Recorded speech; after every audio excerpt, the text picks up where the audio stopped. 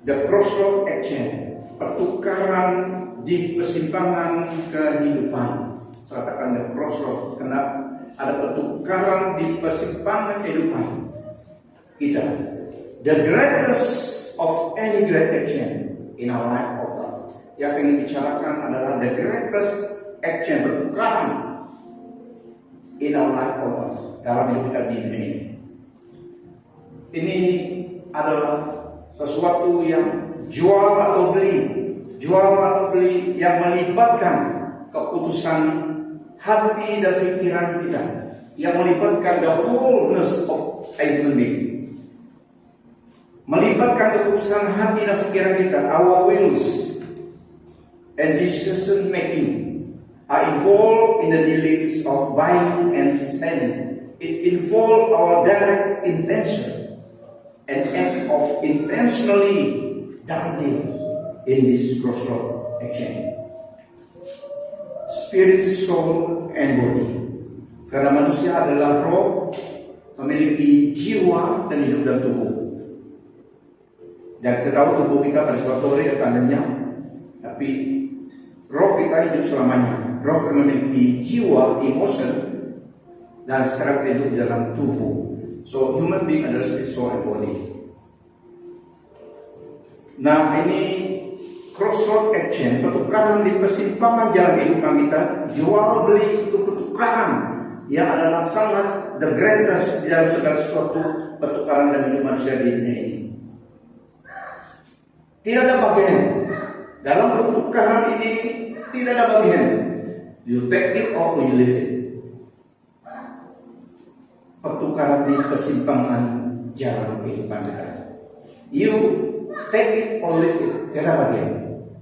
Yang pertama, the hidden treasure, harta yang tersembunyi, kata Tuhan Yesus di dalam Matius 13 ayat 44. Kerajaan surga ibarat harta yang tersembunyi di dalam sebidang tanah. Seseorang telah menjumpainya lalu menyembunyikannya semula. Setelah itu, dengan penuh sukacita, dia menjual segala yang dimilikinya, lalu membeli tanah itu. Nah, itu pertukaran yang melibatkan spirit, soul, body.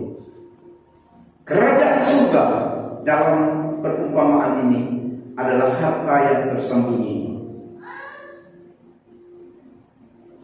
Seseorang ini menjumpai harta yang tersembunyi itu. Kerajaan surga ibarat harta yang tersembunyi di dalam sebidang tanah. So, seseorang ini telah menjumpainya, lalu menyembunyikannya semula. Dia jumpa, discover, hidden treasure. Dia jumpa, oh ada situ, dia sembunyi lagi. Setelah itu dengan penuh sukacita dia menjual segala yang dimilikinya, lalu membeli tanah itu. And exchange take place. Pertukaran terjadi pada saat itu. Kerajaan surga dalam perumpamaan ini adalah harta tersembunyi di dalam tanah itu. Seorang yang telah menemuinya dan dia cepat balik, dan apa yang ada padanya dia supaya dia dapat ambil tempat itu. Segala sesuatu akan dilepaskan, semuanya, kata firman Tuhan, segala yang dimilikinya, lalu membeli tanah itu. Itu saja fokusnya. Segala yang dia lepaskan supaya dia ambil itu. Karena you either take it or leave it. Kata bagian pertukaran, satu pertukaran yang dia miliki, dia beli, ambil itu. Dia ambil harta yang tersembunyi. Kerajaan surga dalam pelajaran di sini. Yang kedua, ayat 44 sampai 46. Kerajaan surga umpama seorang saudagar ataupun pendagang yang mencari mutiara yang paling tinggi nilainya. So, ini kerajaan surga sekarang, mutiara yang paling tinggi nilainya. Apabila dia menjumpai mutiara yang paling bernilai, Dia pun menjual semua yang dimilikinya, lalu membeli mutiara itu. Kerajaan surga mutiara yang paling bernilai. So ada pertukaran yang terjadi di persimpangan jalan orang ini. Yang dimilikinya dia tukar dengan mutiara yang paling ternilai itu. So ini adalah kerajaan surga yang umpama seorang saudagar yaitu pedagang yang mencari mutiara yang paling tinggi nilainya. The one only dia cari yang paling tinggi, mutiara yang paling tinggi nilainya. Apabila dia menjumpai mutiara yang paling tinggi bernilai, dia pun menjual semua yang dimilikinya lalu membeli mutiara itu. Kerajaan surga mutiara yang paling bernilai. So ada pertukaran di persimpangan jalan orang ini dalam kehidupannya. Pertukaran berlaku. Pertukaran ini tadi adalah melibatkan segenap jiwa, raga, tubuh manusia itu supaya dapat itu. Tidak ada alang-alang. Okay? You either take it or leave it.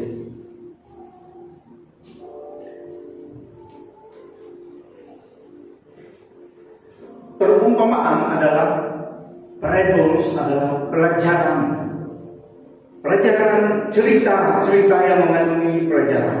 Kalau Yesus membuat satu melakukan selalu membuat parables, perumpamaan, cerita yang mengandungi pelajaran di dalamnya. Ini yang kita lihat dalam Matius ini. Dan kita masuk dalam kisah benar pula. Ini kisah benar Tuhan Yesus berjumpa dengan seorang yang tadi perumpamaan tetapi dengan pelajaran. So untuk mendapat mutiara yang tinggi nilai itu, pertukaran di persimpangan jalan hidup seorang, pertukaran itu harus dilakukan dengan segenap hati, dengan sepenuhnya. Segalanya harus dipertukaran, diberi supaya mendapat mutiara ataupun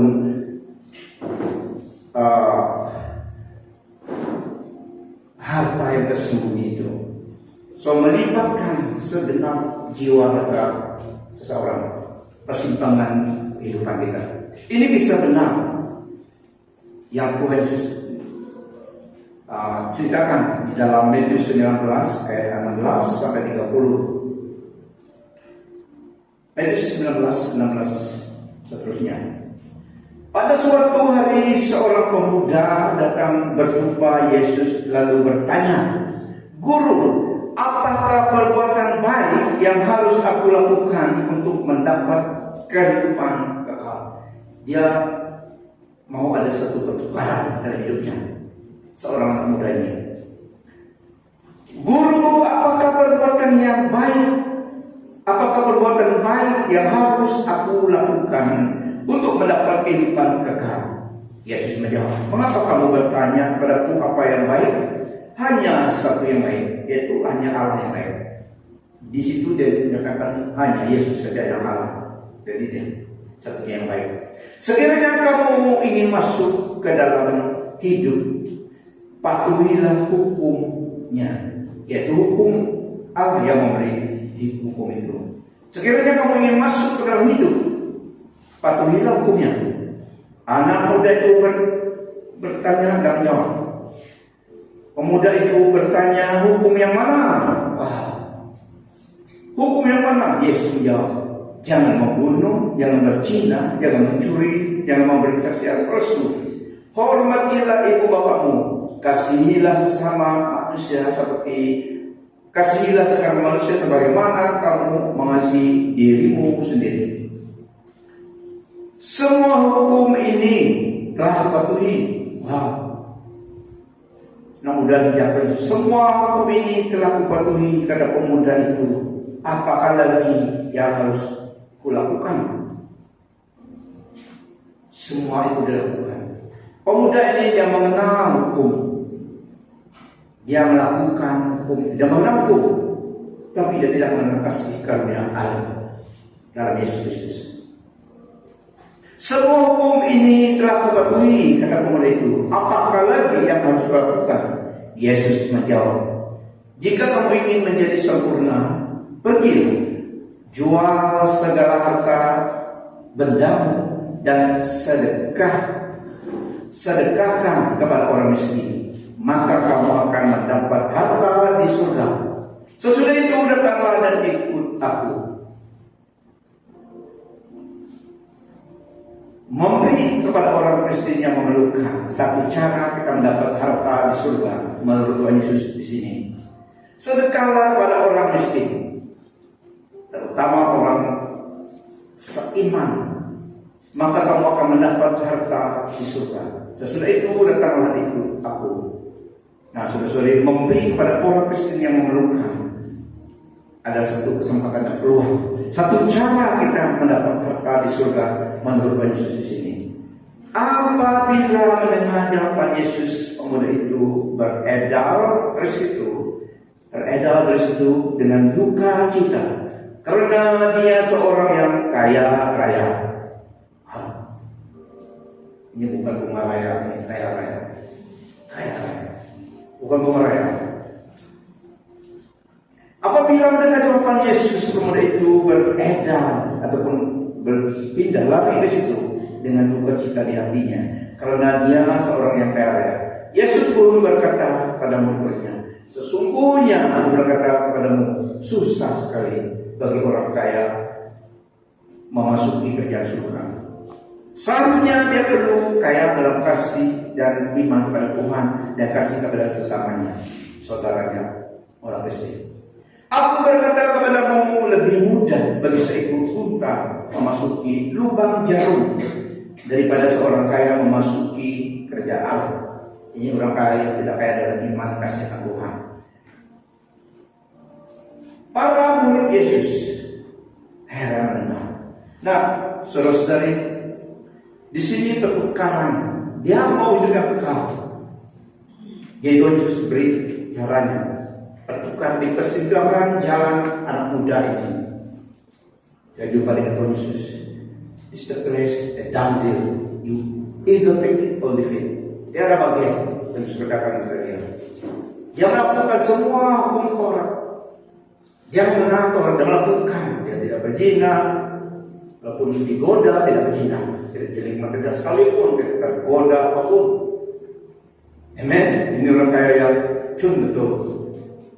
Bagi yang mau hidup senang, dia mengenal Taurat, yang mengikut semuanya, ibu bapak dan hormati. Tapi dia belum mengalami kasih karunia Tuhan, belas kasih karunia Tuhan. Hukum Taurat dia ikut semuanya. Di antara orang di situ, dia melakukan the requirement of the law, dan Taurat dia ikut semuanya. Tapi satu saja, jadi tidak ada pertukaran, karena dia mau hidup kekal. Dia mau dua-duanya sebenarnya. Tapi dalam Yesus katakan, you either take it or leave it. Kalau Yesus mengasihi dia, menolong dia, berilah sedekah, jual kamu beri sedekah, supaya memiliki harta di surga. Karena tidak dapat bawa ke sini pergi ke surga. Amen. Sini maka yang sini lah. Maksud Tuhan Yesus di sini. Dia melihat, dia menolong anak muda, dia melihat jauh beyond the border of his life. Terus reaching out kepada eternity. Tapi anak muda tidak sanggup. So di sini tidak ada pertukaran. Tidak ada pertukaran. Produk Tuhan Yesus tetap tidak dimiliki anak muda ini. Karena dia tidak mau memberi pertukaran itu. Pertukaran tidak terjadi dalam hidupnya. Sebenarnya itu peluang kesempatan dari hidupnya mendapat sesuatu hidup kekal yang dia cari itu. Dia menemui di upper of life. Dia telah bertemu dengan sumber kehidupan itu, sumber kehidupan kekal itu pada hari itu dalam hidupnya, dalam kesimpangan jalan hidupnya. Dia bertemu dengan Tuhan Yesus yang hidup kekal, yang selama ini dia cari, yang mau hidup kekal. Dan dia jumpa Tuhan Yesus, Tuhan Yesus beritahu kepada dia harus ada pertukaran. Tuhan Yesus mengasihinya, tapi dia mencari hidup kekal itu. Dia jumpa ada kesempatan dalam hidupnya berjumpa dengan Tuhan Yesus, tapi dia tidak rela ada pertukaran. Dia balik the same old guys. Duka cita pada firman Tuhan.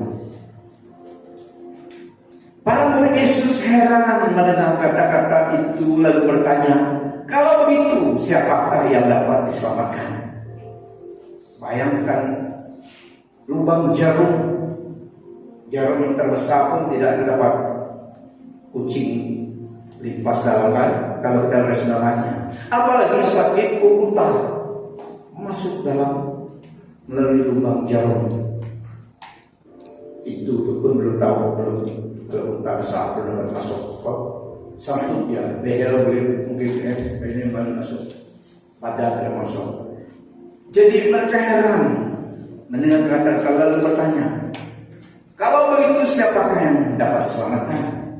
Sambil memandang mereka, Yesus menjawab, hal itu mustahil bagi manusia, tetapi bagi Allah tiada apa satupun yang mustahil. Anak muda itu mengenal Taurat, tapi dia tidak mengenal kasih karunia Tuhan. Keselamatan hidup kekal itu bukan dengan kekuatan, bukan dengan perbuatan manusia, tapi anugerah dari Tuhan. Yesus Kristuslah hidup kekal itu. Pada hari itu dia diberi kesempatan peluang untuk mendapat pertukaran menerima hidup kekal yang selama ini dia cari, tapi dia enggan, reluctant to give up hidupnya mendapat hidup kekal. Hidup kekal tidak dapat diperoleh oleh manusia berdasarkan manusia, tetapi hanya Yesus, dan diberi dengan cuma-cuma anugerah Tuhan. Ini yang belum dialami oleh anak muda ini. So, disciples juga heran, kalau itu siapa yang dapat diselamatkan? Memang kalau rasionalis keselamatan, Nikodemus juga apabila berjumpa dengan Tuhan Yesus, bagaimana seorang telah dewasa masuk dalam rahim ibunya lagi? Tuhan Yesus katakan, apa yang lahir daripada daging, yang dari roh adalah roh. Kamu harus lahirkan kembali. Tapi bagi Nikodemus pada saat itu mustahil, sama dengan mereka anak murid Tuhan Yesus pada masa ini. Perbuatan Allah memang tidak dapat dijangkakan oleh pikiran akal budi manusia. Bagi Allah tidak mustahil. So, tidak ada pertukaran terjadi pada hari itu di persimpangan anak muda itu. Setiap manusia ada peluang dan kesempatan pertukaran terjadi dan persimpangan hidup kita.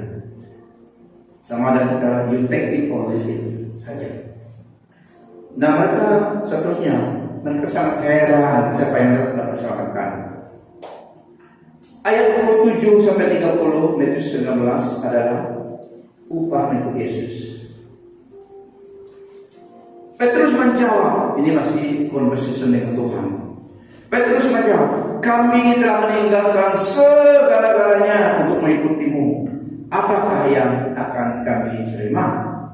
Yesus berkata kepada mereka, sesungguhnya aku berkata kepadamu, ketika Anak Manusia duduk di atas taktanya yang mulia dalam dunia baru, kamu muridku juga akan bertakhta menghakimi 12 suku Israel.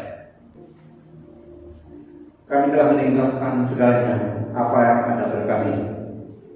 Bagi mereka 12 itu, 11 mereka pada hari itu, karena Judas tidak layak, Paulus masuk, jadi 12. Bagi mereka pada dunia baru nanti, Yesus kata kepada mereka akan memerintah bersama dengan Tuhan 12 suku orang Israel. So, dalam dunia baru.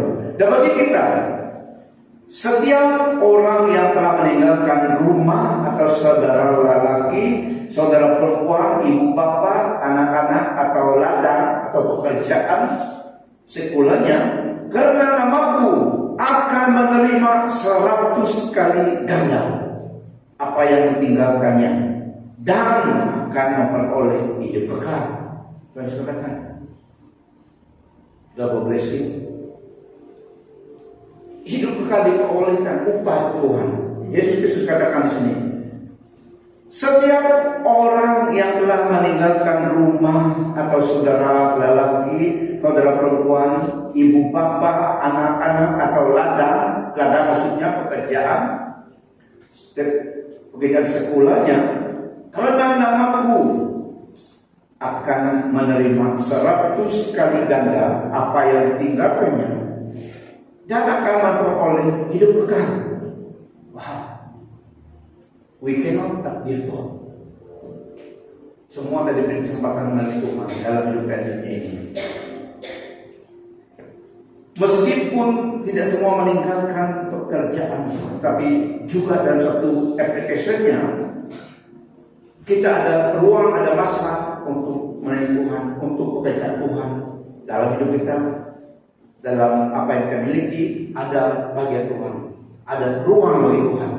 Meskipun kita tidak meninggalkan seluruh pekerjaan sekolah kita, tapi dalam pekerjaan sekolah kita ada ruang untuk Tuhan, ada bagian Tuhan. Karena tidak semua orang menjadi penginjil, jadi pastor di dunia ini. Ada orang yang harus kerja, kapten kapal, polis, guru, nurse, engineer, dokter, businessman, businesswoman. Nah, tapi satu aplikasinya juga bagi kita adalah ada ruang untuk Tuhan, bagi Tuhan dalam apa yang dilakukan dalam hidup kita. Ada space bagi Tuhan. Saya ulangi, setiap orang, every person, everyone yang telah meninggalkan rumah atau saudara lelaki, saudara perempuan, ibu bapak, anak-anak atau ladang, kerjaan sekolahnya, karena namaku akan menerima 100 kali ganda apa yang ditinggalkannya dan akan memperoleh hidup kekal. Ini bagi yang Tuhan panggil sehingga tinggalkan pekerjaanmu. Selain pada apostol itu orang yang dipanggil Tuhan. Semua kita dipanggil Tuhan untuk melayani Tuhan dengan pekerjaan apapun profesi kita, tapi memang ada yang Tuhan suruh buktikan apa yang dia buat. Seperti Gideon di Old Testament, dia sedang buat tebasannya dengan kerbau. Jadi Tuhan panggil dia tinggalkan pekerjaan itu, memimpin orang Israel pada masa itu. Jadi orang yang Tuhan panggil bukannya orang yang ada bayar, yang tidak ada kerja, tapi yang Tuhan panggil adalah kita sibuk bekerja. The best part of a human life, a person life, dipanggil Tuhan adalah waktu dia masih kuat bekerja, waktu dia masih steady. Tuhan panggil dia. Seperti Gideon dalam Old Testament dan semua yang Tuhan panggil waktu the prime moment in the life. Yang Tuhan panggil adalah orang yang rajin dalam terbukti rajin dalam kerja sekolahnya. Tidak Tuhan panggil orang yang kerja untuk kerja dunia pun malas macam mana kerja itu Tuhan. Amen. Jangan suruh anak-anak kalian yang malas kerja, yang tidak mau kerja di sekolah aja, jangan. Itu salah perspektifnya. Suruh mereka bekerja, buat kebun, buat apa, supaya dapat memelihara hidup sendiri. Biasanya Tuhan panggil orang yang aktif, yang memang busy dengan tugas pekerjaannya. Tahu firman Tuhan saya. Rasul Paulus dipanggil waktu dia sangat aktif di dalam aniaya gereja. Panggil dia. Karena Tuhan tahu ada potensial di dalam kehidupannya. Meskipun pada masa itu dia salah guna untuk mempenjarakan orang Kristen. Sehingga Tuhan pakai dia. The right person on the job.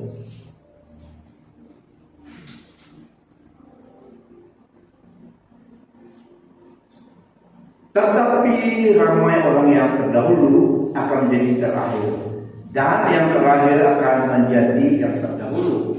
Ini maksudnya bukan terlihat dia Dia dulu beriman, nanti dia yang terakhir. Itu bukan maksudnya. Yang Tuhan mau di sini adalah tetap pergerakan kita tetap konsisten. Memang ada yang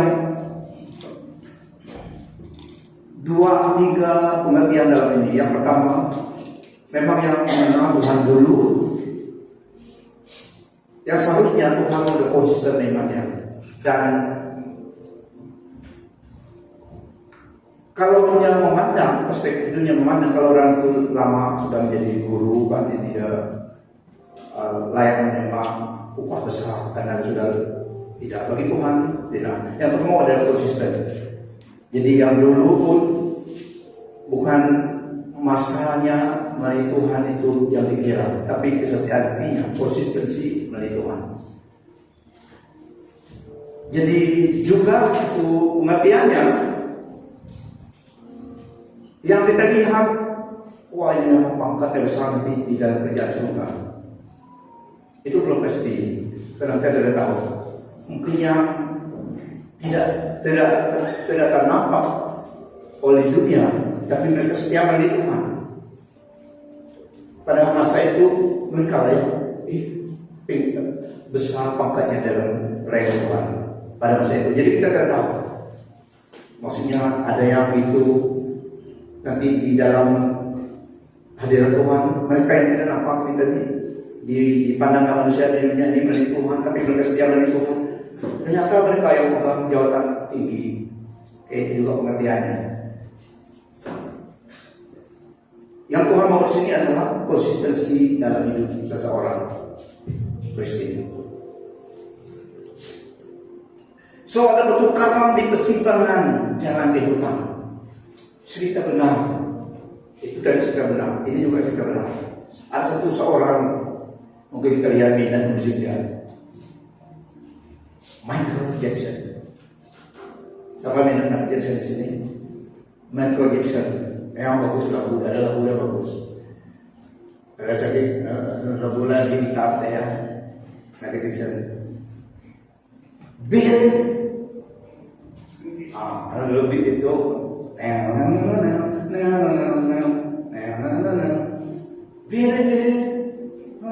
Biar apit itu pola lagu kan. Kalau yang minat musik itu yang hit song dulu beat satu. Michael Jackson ini pikiran manusia kebanyakan, bukan dia saja, banyak yang berpikir demikian karena segalanya yang di dunia dia miliki. Keuangan, kekayaan, karena dia selebriti banyak dunia, recording artis. Dia target mau hidup 150 tahun. Dia upah 12 dokter, kebanyakan dokter. Ada dokter yang ada makanan dia, apa yang dia minum, apa yang dia makan. Dokter tes dulu, oke dia makan. Tempat tidur dia, oksigen, supply dan tidur oksigen masuk dalam badan dia. Ada botol minuman air dan oksigen dan oxidized, macam minuman sama fresh. Tempat tidur dia, ada dokter catat oksigen semua masuk, mungkin dia tidur, jadi oksigen itu isi dalam badan dia. Dokter jaga kesehatannya. Daripada kuku tangan, kuku kaki, dan dokter lihat jangan ada ulat situ. Semuanya, balik gigi, semuanya rambut dia.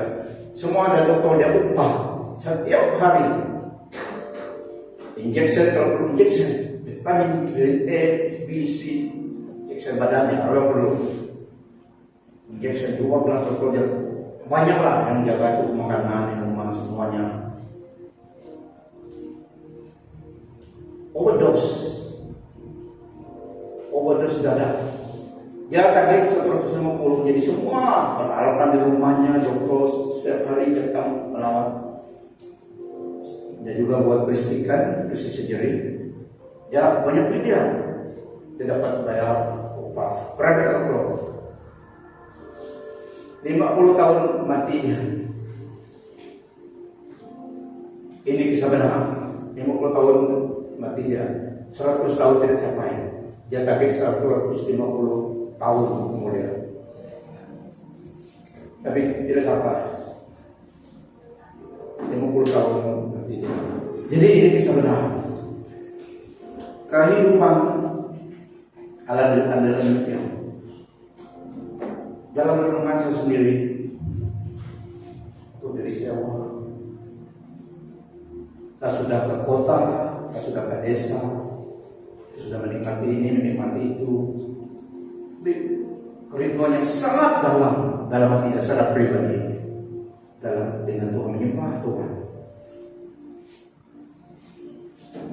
dengan sepertinya dalam congregation, dengan saudara-saudari menyembah Tuhan. Wah, itu yang sangat unik. Kerinduan hati kita, setiap kita ada satu kekosongan dalam hati kita. There is a vacuum, a void in our heart. Hanya hadirat Tuhan tidak memuaskan. Semua kita harap saudara mengalami persimpangan kehidupan, renungkanlah. Skala ini tidak memuaskan, memang memuaskan sementara, tapi tidak juga. Memang Tuhan yang kepuasan kita, yang satisfaction, real satisfaction in life. Karena Tuhan yang menciptakan kita. Jadi ada ruang dalam hidup kita yang hanya hadirat Tuhan isi. Tuhan Yesus katakan, if you lose your life for me and the kingdom, you will find it. Jika kamu kehilangan nyawamu, hidupmu, karena namaku dan kerajaanku, kamu akan menjumpainya. Ada paradoks di sini. Matius 16:25 sampai 26. Karena barang siapa mau menyelamatkan nyawanya, ia akan kehilangan nyawanya. Tetapi barang siapa kehilangan nyawanya karena aku, ia akan memperolehnya. Tuhan Yesus katakan, karena dia tidak kehilangan nyawa kita, karena dia, nama dia dan kerajaan, kita akan menemukannya. Dia berbicara supaya kita sebagai manusia merenungkan di dalam dia kekuasaan dan kepada dia lah tujuan, ultimate goals of our life di dalam dunia ini. Apa gunanya seorang memperoleh seluruh dunia tetapi kehilangan nyawanya? Dan apakah yang dapat diberikannya sebagai ganti nyawanya? Pertukaran yang kita dengar tadi,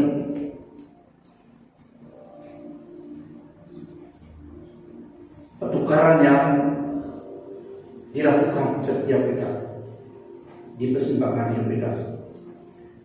Setiap muda tidak mau hidup kekal, diberi peluang oleh Tuhan menemukan Tuhan Yesus yang adalah sumber kehidupan kekal, tapi dia tidak sanggup melepaskan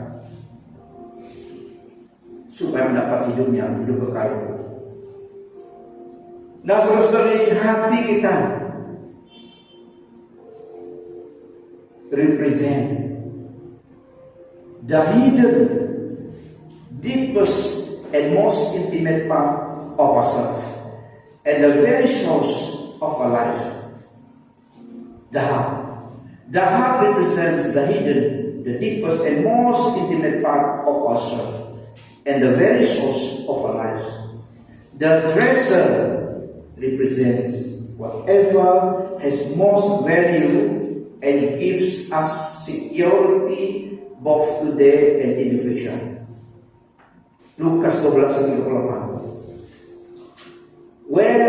Where your treasure is, there your heart will be. Tuhan Yesus katakan, karena di mana hartamu berada, di situ juga hatimu berada.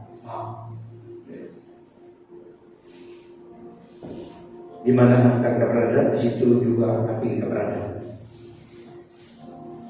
Tuhan mau affection kita kepada Dia, karena Dia Tuhan kita. Dia mau kita, Dialah yang menjadi affection hidup kita. Karena di mana kamu berada, di situ juga hatimu berada, kata Tuhan. Dan saudara-saudari, dalam parables Tuhan kita lihat mereka yang membuat pertukaran di persimpangan kehidupan mereka, membuat pertukaran dengan segalanya untuk beroleh hidup kekal, kerajaan surga, harta yang tersembunyi di dalam bidang tanah, mutiara yang paling tinggi nilainya. Jaga hati kita, biarlah menginginkan harta yang tersembunyi, yaitu kerajaan surga, dan mutiara yang paling tinggi nilainya, yaitu hidup kekal. Lebih dari